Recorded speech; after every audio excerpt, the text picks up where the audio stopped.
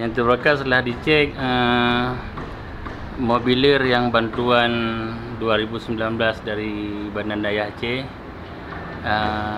ada 370 kotak.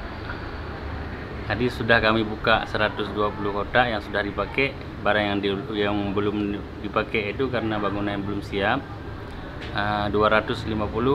Jadi semuanya terbakar semua. Harus mengungsi ke ruang lain belajar sebab di tempat itu nggak bisa pakai lagi karena sengnya pun sudah bocor, jendelanya pun sudah rusak. Dari pemerintah ada yang kemarin langsung Bapak Camat konsultasi dengan Densos.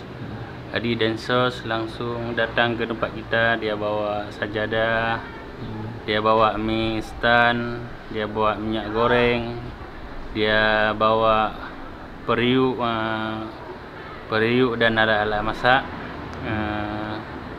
dan dia kasih ikan sardin dalam kotak, kecap ABC,